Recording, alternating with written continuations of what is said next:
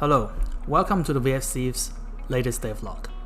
This time we'll talk about Smart AI Opponent, which is part of our upcoming single player mode. Now, as you can see from the footage, the AI is able to detect the player's intention of where the player wants to hit. As you can see that I'm trying to hit the AI's bottom area, it's the lower area, and the AI is able to preemptively trying to block it. In fact, AI can actually recognize players' punching pattern. Right here, I was merely moving my arm, trying to fake an attack, but AI can actually block his body because AI knew that I have tried to punch his body 3 or 4 times in the past. Also, you may have already noticed that AI can also make dodging attempts from player's punch. As you can see the AI's head movement as soon as I try to land a hook. Also, we added some punching feedback to the blocking hand of AI. As you can see, after several punches to AI's blocking fist, you can visually see the fist have a little knockback effect.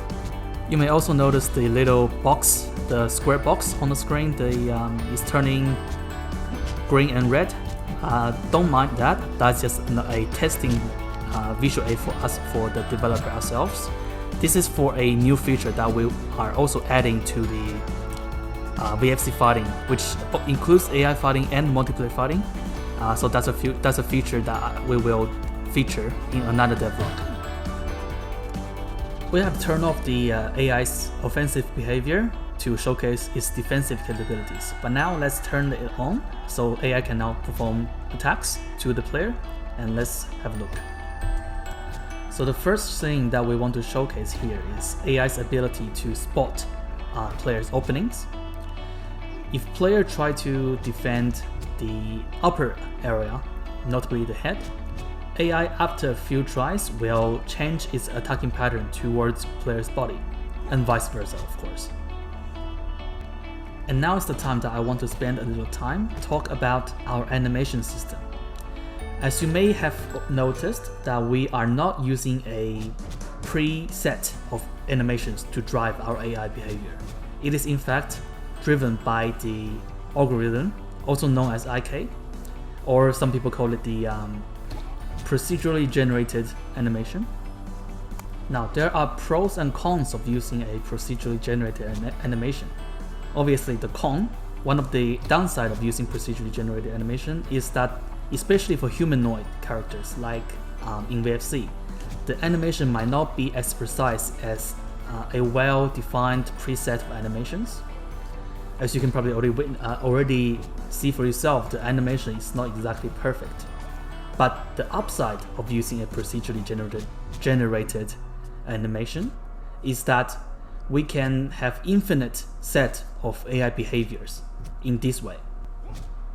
And furthermore, there is a huge potential that we are willing to explore in VFC in the near future using the procedurally generated animation. Namely, for the AI to actually mimic a player's own moving pattern and behavior. Now that will be possible inside VFC because we are using this system. In the future, we are pushing out a new, another single player mode known as the shadow mode, where the AI, each AI that the player fight against represents a real player's fighting abilities and fighting behavior. So that is why we have selected to use procedurally generated animation instead of a predefined set of beautifully looking animation. Obviously, there are room of improvement for our IK system, and we are working on that as we speak. But I do want to make a note of our decision in choosing why we are using this pathway. For the time being, the animation may look a little goofy and awkward, but the upside is something that we are willing to explore and we think is worthwhile. So thank you for tuning in to watch this devlog. The single campaign mode will be released very soon. Stay tuned.